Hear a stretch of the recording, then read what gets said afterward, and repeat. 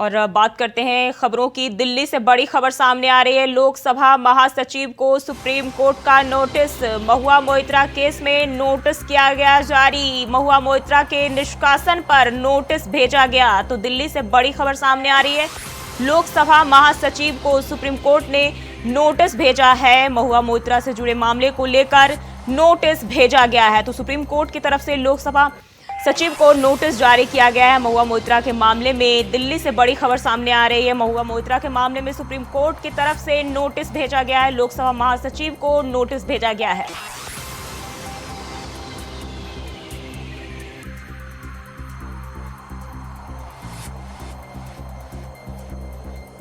लोकसभा महासचिव को supreme court का नोटिस मिला है। महुआ मोइत्रा केस में यह नोटिस जारी किया गया है।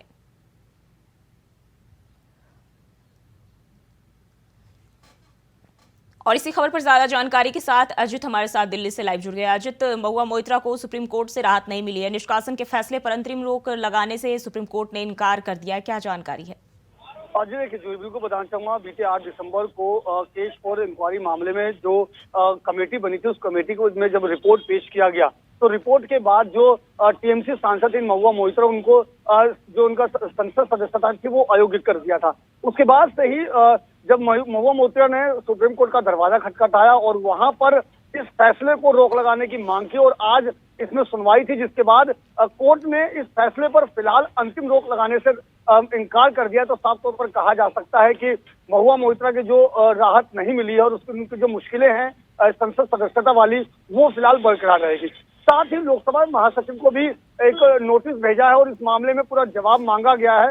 और अगली जो तारीख है वो 11 मार्च की तारीख है, और 11 मार्च से पहले इस मामले में जो लोकसभा महासचिव को नोटिस भेज करके जवाब मांगा गया है कि इसमें जो भी चीजें हैं उस पर सत्यता हो और उसकी जांच की जाए और इसको गहनता से इसकी जांच की जाए। जी जूही। अजित, खबर यह भी है कि सुप्रीम कोर्ट महुआ के निष्कासन के खिलाफ अर्जी का परीक्षण करेगा। कब से शुरू हो सकता है परीक्षण? देखिए, बिल्कुल बताना चाहूंगा, उसमें अभी फिलहाल जो शुरुआत में जो 3 हफ्ते का समय दिया है, नोटिस जो दिया गया है उसमें 3 हफ्ते का समय दिया गया है। और जैसा कि मैंने कहा कि अगली जो तारीख है वो 11 मार्च है, तो जाहिर तौर पर है कि उसी हिसाब से आगे जो परीक्षण की जो कार्रवाई है वो की जाएगी। फिलहाल ये कह पाना मुश्किल होगा कि कब से शुरुआत कर दी जाएगी, लेकिन जिस हिसाब से कहा जा सकता है कि 3 हफ्ते का समय लोकसभा महासचिव को नोटिस में दिया गया है, वहीं अगली जो तारीख है वो 11 मार्च है। तो निश्चित तौर पर कहा जा सकता है कि भले ही जो सुप्रीम कोर्ट ने इस फैसले पर रोक लगाने से मना कर दिया, और लेकिन पूरी तरीके से जो कोर्ट है इस मामले की जांच के लिए भी कहीं ना कहीं पीछे नहीं हट रहा है। जी जो अजित, सुप्रीम कोर्ट से महुआ के लिए झटका लगा है, लेकिन अब आगे उनके लिए क्या रास्ता है? देखिए, फिलहाल तो अभी जिस तरीके से, क्योंकि नोटिस देने के बाद अभी उसका जो इंतजार है वो करना पड़ेगा। निश्चित तौर पर अगर उस फैसले में भी अगर कहीं ना कहीं महुआ मोइत्रा को निराशा मिलती है, तो कहा जा सकता है कि सारे जो जवाब रास्ते वो बंद हो जाते हैं। हालांकि सुप्रीम कोर्ट के फैसले को चुनौती देना कहीं ना कहीं कहा जा सकता है कि वो कोर्ट की अवमानना भी है। लेकिन ये जरूर है कि एक बार अगर ऐसा कुछ होता है तो जो पुनर्विचार याचिका होती है वो जरूर दायर की जा सकती है, लेकिन वो जी अजित, बहुत बहुत शुक्रिया आपका तमाम जानकारी के लिए। और बात करेंगे अगली खबर की। दिल्ली में कुश्ती को बदनाम करने का आरोप लगाते हुए कुछ युवाओं ने भारत सरकार से अपील की है कि फेडरेशन WFI का अध्यक्ष चुना जाए और जो भारत सरकार सुविधा देती थी वो भी दी जाए, और जिनकी मनमानी से ये खेल खराब हो रहा है उनसे मेडल, पैसा और नौकरी वापस ले ली जाए। वहीं इन लोगों ने विनेश फोगाट, साक्षी और बजरंग के खिलाफ नारेबाजी भी की।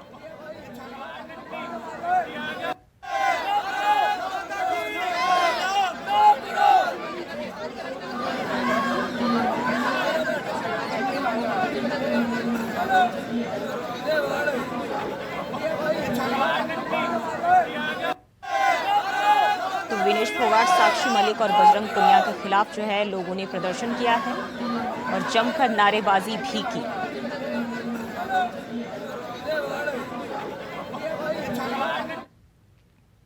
और वहीं इसको लेकर पहलवान साक्षी मलिक ने ट्वीट करके कहा है कि सरकार ने नई फेडरेशन का निलंबन किया है, मैं उसका स्वागत करती हूं। ब्रजभूषण शरण सिंह पिछले 2-4 दिनों से हम पर आरोप लगा रहे हैं कि हम लोग बच्चों का हक मार रहे हैं और उनका भविष्य खराब कर रहे हैं। मैंने संन्यास ले लिया और मैं चाहती हूं कि मेरे बाद आने वाली बच्चियां मेरा सपना पूरा करें, क्योंकि मैं नहीं चाहती कि हमारी वजह से किसी भी बच्चे या बच्चियों का कोई भी नुकसान हो।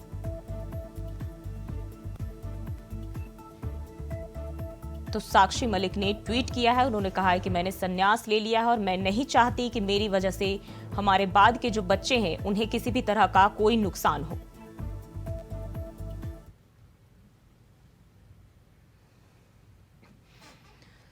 तो दिल्ली से तस्वीरें आपके साथ साझा करें विनेश फोगाट। साक्षी मलिक और बजरंग पुनिया के खिलाफ जो है लोगों ने जमकर नारेबाजी की और सरकार से मांग कर रहे हैं कि फिर से जो है निलंबित WFI अध्यक्ष को जारी किया जाए, फिर से उन्हें चुना जाए। और इसी को लेकर जो है इन तीनों पहलवानों के खिलाफ ये प्रदर्शन किया जा रहा है।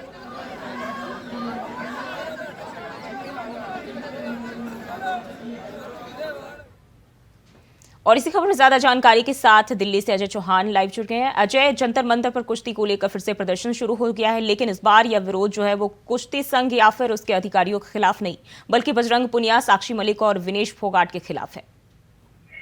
बिल्कुल जो भी देखिए, जिस तरीके से मनमानी चल रही फेडरेशन को लेकर के रद्द किया गया था, चुनाव हुए थे, उसको अध्यक्ष चुनाया गया, लेकिन बजरंग पुनिया, साक्षी और विनेश फोगाट ने ऑब्जेक्शन उठाया और उसको मजबूरी में केंद्र सरकार को लगातार खेल मंत्रालय ने वो जो WFI को रद्द किया गया था।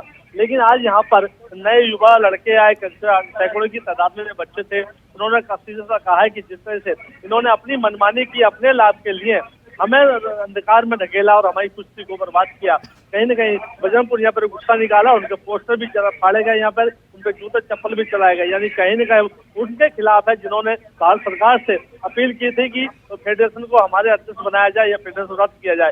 लेकिन इस बार जो मामला आया वो उल्टा पड़ गया, क्योंकि इन बच्चों का कहना है कि जो हम खेल मंत्रालय से जो हमारा फंडिंग मिलता था, जो पैसा मिलता था, सुविधाएं मिलती थी, तो कैंप लगते थे, वो इस समय पूरी तरह से बंद कर दिए गए। यानी कि अब जो खर्चा होगा अपनी जेब से होगा। आखिरकार ऐसा क्यों? क्योंकि इनके खिलाफ इन्होंने अपनी मनमानी की, अध्यक्ष भी चुना गया, उसके खिलाफ भी इन्होंने मोर्चा खोला, पदक भी ये वापिस किए, लेकिन पैसा नौकरी वापिस नहीं की। यानी कहीं न कहीं अब सैकड़ों की तादाद में बच्चों का जो आक्रोश था इन पर फूटा। अब दिल्ली की जनता में मुझे देखना होगा कि आज जिस तरह से इनकी जो संख्या थी काफी थी, कि अगली बार संख्या होगी वो कितनी होगी। जी, लेकिन वहीं साक्षी मलिक तो इसको सिरे से खारिज करती है। वो कहती है कि मैंने संन्यास ले लिया है और मैं नहीं चाहती कि हमारे बाद के जो बच्चे उनको किसी भी तरह की परेशानी हो। देखिए, जिस तरह से उन्होंने संन्यास लिया, जैसे अध्यक्ष पद का चुनाव किया गया था, उनको अध्यक्ष 40 वोटों से वो जीत हुई थी उनकी, उस तुरंत उन्होंने अध्यक्ष पद का अपना संन्यास लिया। लेकिन जैसे अध्यक्ष को नियुक्त किया गया था, उसके बाद 3 दिन के बाद उनको रद्द भी कर दिया गया। उसके बाद बयान आया कि अब ये सही है, लेकिन दोबारा चुनाव की बात कही थी। लेकिन लगातार कहीं ना कहीं अब ये जो मामला खेल मंत्रालय से अटका हुआ है कि उनके जो भविष्य था वो क्या होगा या नहीं होगा, लेकिन किसी ने भी अभी संन्यास नहीं लिया है। अब दोबारा से फिर वही रणनीति अपनाई गई। लेकिन जो बच्चे अभी युवा हैं, जो बच्चे खेलना चाहते हैं, जो चलना चाहते हैं, क्या उनके आगे जो समस्या थी, इन तीनों के कारण अंधकार में ये सबसे बड़ा मुद्दा बना हुआ है। जी अजय, इन प्रदर्शनकारियों के हाथ में जो बैनर थे उन पर लिखा था कि हमारी कुश्ती को इन 3 पहलवानों से बचाए। इन तीनों से क्या कुश्ती को खतरा हो सकता है? देखिए, इन्होंने उनकी जो सुविधाएं थी, जो खेल मिलता था, पदक जीतता था, वो इनको खतरा है, क्योंकि अब जो भारत सरकार सुविधा मिलती थी पहले अध्यक्ष के माध्यम से, वो नहीं मिल पा रही है। और लगातार क्योंकि जो सुविधा थी, उन्होंने कहा कि अगर सरकार ने ये फैसला कहा था कि जो भी जूनियर हो या सीनियर हो, कोई भी हो, जो फील्ड में जीतेगा, जो कुश्ती जीत कर जाएगा वही फाइनल में जाएगा, ये सबसे मामला था। लेकिन ये लोग गए और ये वहां से हार के गया, ये भी उन बच्चों ने आरोप लगाया। देखिए, कहीं ना कहीं काफी समस्या सामने, लेकिन जो चीज है वो सामने आ रही है। अब जो सारा गुस्सा जो पहलवानों को दिल्ली के जनता मंदिर पर, एक हरियाणा से नहीं, उत्तर प्रदेश, हरियाणा, पंजाब, कई जगह से यहाँ लोग पहुंचे थे, युवा पहुंचे, छोटे छोटे बच्चे यहाँ पहुंचे थे। उनका यही कहना है कि जिस तरह इन्होंने मनमानी की, सरकार दोबारा से चुनाव कराए और इसका WFI का अध्यक्ष बनाया जाए, ताकि हमारे जो भविष्य है वो अंधकार में न डूबे, क्योंकि इनकी जिंदगी तो पूरी हो चुकी है, लेकिन हमारा जो भविष्य है वो कहीं ना कहीं खतरे में है।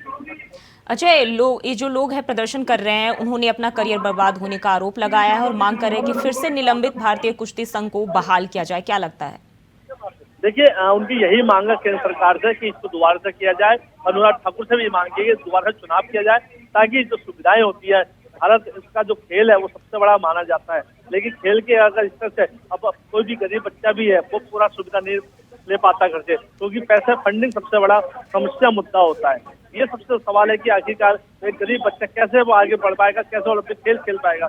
अगर सरकार जब साथ होती है तो उनको सुविधाएं भी दी जाती है। तो यही सबसे बड़ा उनकी मांग है कि सरकार दोबारा से इस पर फैसला जाए और जिन लोगों ने पदक वापिस दिए थे उनकी नौकरी, उनको पैसा भी देना वापिस चाहिए। सब मानते हैं कि वो एक हिंदुस्तानी है, खिलाड़ी थे, हमारे हाथ में लड़ाई थे, लेकिन पदक रोडों में फेंके लेकिन पैसा नौकरी अपने पास रखी। ये कहाँ का इंसाफ है? यानी हमें कहीं ना कहीं अंधकार में ढकेला। जी, क्या ये प्रदर्शन अभी भी जारी है?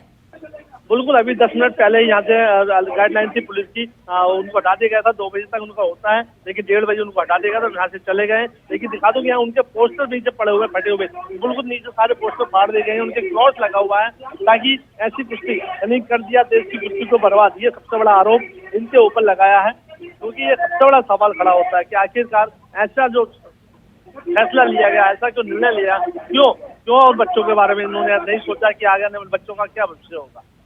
जी, पुलिस प्रशासन की तरफ से क्या कोई बयान इसको लेकर सामने आया है?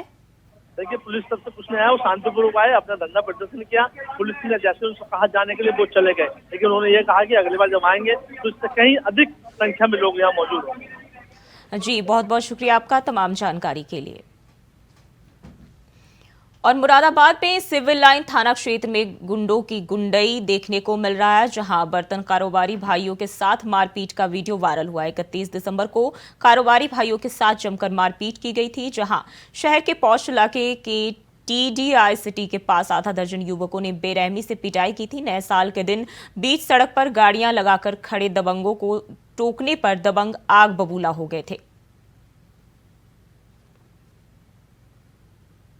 तो दबंगों की दबंगई देखने को मिली है, जहां 2 भाइयों की जमकर पिटाई कर दी गई। मुरादाबाद से खबर सामने आ रही है और इसी खबर पर ज्यादा जानकारी के साथ शारिक सिद्दीकी हमारे साथ फोन लाइन पर जुड़ गए हैं। शारिक, क्या है पूरा मामला? देखिए जूही, मैं आपको बता दूं ये पूरा मामला मुरादाबाद जनपद के थाना सिविल लाइंस इलाके के पौष इलाके का है, जहां पर मामूली बात के चलते दबंगों के द्वारा 2 भाइयों से मारपीट की गई है। घटना का संज्ञान मुरादाबाद जनपद की सिविल लाइंस पुलिस के द्वारा ले लिया गया और मामले में कानूनी कार्रवाई की बात कही जा रही। जी, क्या कोई गिरफ्तारी हुई है अभी तक? देखिए, पुलिस इस पूरे मामले में जो वीडियो में दिखाई दे रहे लोगों को आइडेंटिफाई करने का काम शुरू कर दिया गया है। जल्द ही इस पूरे प्रकरण में कानूनी कार्रवाई की जाएगी और इन आरोपियों को गिरफ्तार किया जाएगा। जी, जो पीड़ित है उनकी तरफ से क्या कोई बयान सामने आया है?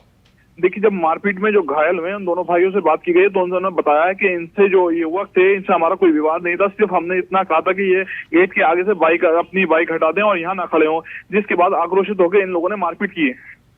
और विवाद की वजह क्या है, क्यों पिटाई की गई है? देखिए, ये नए साल पर जश्न मनाने के लिए युवक आए हुए थे, लेकिन इन्होंने जब एक जो कॉलोनी के गेट पे खड़े हुए थे, स्थानीय लोगों के द्वारा इसको मना किया गया कि कॉलोनी के गेट पर खड़े होकर हुड़दंग न मचाए, जिसके बाद ये पूरा विवाद शुरू हुआ था। जी, बहुत बहुत शुक्रिया आपका तमाम जानकारी के लिए। और देश भर में हिट एंड रन कानून के विरोध में बस ट्रक ऑपरेटरों की हड़ताल का असर तेलंगाना में भी देखने को मिला। हड़ताल के चलते पेट्रोल पंप पर वाहनों की लंबी कतारें दिखी गई, जिससे लोगों को भारी परेशानियों का सामना करना पड़ा। इसी बीच हैदराबाद से एक ऐसा वीडियो सामने आया जिसे देखकर हर कोई हैरान है। ये वीडियो एक डिलीवरी बॉय का है। इस वीडियो में डिलीवरी बॉय घोड़े पर ऑर्डर डिलीवरी करता नजर आ रहा है। बाइक छोड़ घोड़े पर निकला डिलीवरी बॉय का गजब वीडियो सोशल मीडिया पर काफी वायरल हो रहा है, जिसे लोग देखते ही रह गए।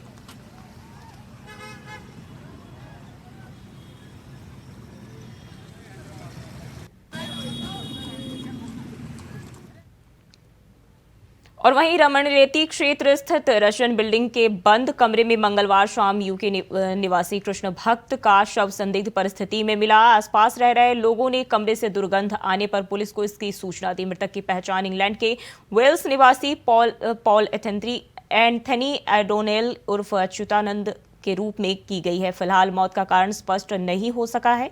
शुरुआती जांच में शव 4 से 5 दिन पुराना बताया जा रहा है। वहीं पुलिस ने दूतावास को सूचित कर दिया और मामले की जांच की जा रही है।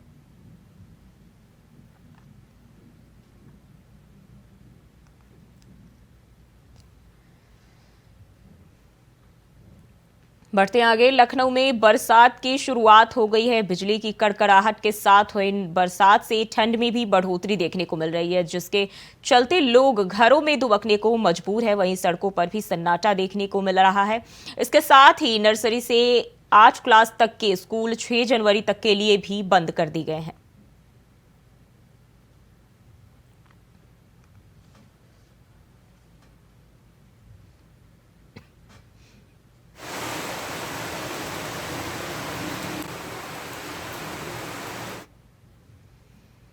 और बढ़ते हैं आगे। गैर प्रांत के युवाओं को शादी का झांसा देकर उन्हें लूटने वाली चंदौली की लुटेरी दुल्हन और उसके गैंग को संरक्षण देने के आरोप में पुलिसकर्मी को गिरफ्तार कर लिया गया है। सिपाही अनुज सिंह चंदौली जिले के शहाबगंज थाने में तैनात था। वहीं इसके पहले पुलिस ने आरोपी दुल्हन समेत 4 अभियुक्त को भी गिरफ्तार किया था। बता दें कि 27 दिसंबर को कोतवाली में एक प्रार्थना पत्र दिया गया था, जिसके बाद कार्रवाई करते हुए पुलिस अधीक्षक डॉक्टर अनिल कुमार ने मामले को गंभीरता से लेते हुए आरोपियों को पकड़ने के लिए टीम गठित कर दी और तभी लुटेरी दुल्हन और उसका गैंग पुलिस के हत्थे चढ़ गया। दिनांक 28 दिसंबर को चंदौली पुलिस के थाना चंदौली द्वारा शादी का झांसा देकर छद्म से शादी कराने वालों के जालसाजों के गिरोह को प्रकाशित करते हुए कुल 4 व्यक्तियों की गिरफ्तारी की गई थी। विवेचना के दौरान 2 व्यक्तियों का नाम और प्रकाश में आया, उनकी गिरफ्तारी की गई। इसी क्रम में विवेचना के दौरान चंदौली जनपद के थाना साहबगंज पर नियुक्त आरक्षी अनुज कुमार सिंह का नाम प्रकाश में आया। इनकी उन जालसाजों के गैंग के साथ संलिप्तता पाई गई। ये पूरी तरह से उस गैंग के गलत कामों में मदद करते थे और उनको संरक्षण प्रदान करते थे। और एक इंटरव्यू में मुख्यमंत्री योगी आदित्यनाथ पर आपत्तिजनक टिप्पणी करने वाले मोहम्मद वसीम को मसूरी पुलिस ने मंगलवार को गिरफ्तार कर लिया है। वीडियो 22 दिसंबर को वायरल हुआ था। वीडियो वायरल होने के बाद पुलिस से बचने के लिए आरोपी दिल्ली भाग गया था। वीडियो में युवक मुख्यमंत्री योगी आदित्यनाथ पर टिप्पणी कर रहा था। पुलिस ने वीडियो का संज्ञान लेकर आरोपी की तलाश शुरू कर दी। वीडियो में युवक अपनी पहचान मसूरी निवासी वसीम के रूप में बताया है। एसीपी मसूरी नरेश कुमार का कहना है कि वीडियो संज्ञान में आते ही मुकदमा दर्ज कर आरोपी की तलाश की जा रही थी। पकड़ा गया वसीम मूल रूप से मेरठ के लिसाड़ी गेट के फतेउल्लाहपुर का रहने वाला बताया जा रहा है।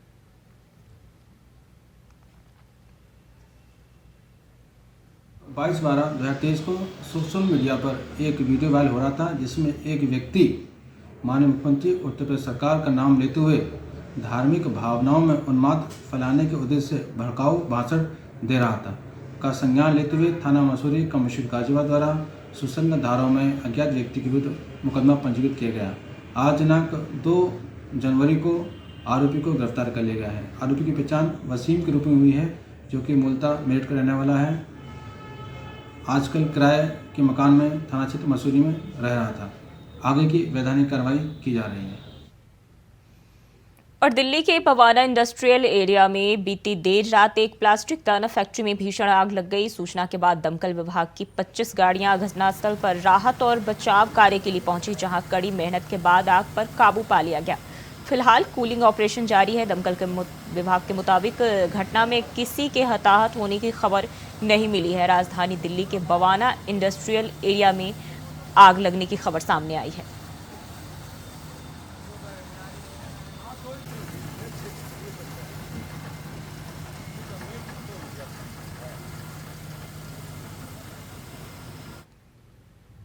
और वहीं सिद्धार्थनगर में इंडिया वॉइस की खबर का असर देखने को मिला है, जहां मेडिकल कॉलेज में वसूली की खबर को इंडिया वॉइस ने प्रमुखता से दिखाई थी, जिसका संज्ञान लेते हुए प्रदेश के डिप्टी सीएम और स्वास्थ्य मंत्री ब्रजेश पाठक ने मामले में 3 दिन के भीतर मेडिकल कॉलेज के प्रिंसिपल से रिपोर्ट तलब की है और अस्पताल के एक भी कर्मी के दोषी पाए जाने पर कार्रवाई की बात कही है। बता दें कि वायरल हो रहे वीडियो में एक व्यक्ति मेडिकल कॉलेज के इमरजेंसी वार्ड में मरीजों से रुपए लेकर इलाज कराने का जिम्मा लेते हुए नजर आया था, जिसको लेकर इंडिया वॉइस ने प्रमुखता से दिखाया था। अभी ए पे 15 साल लिखा है, वो मरेगा।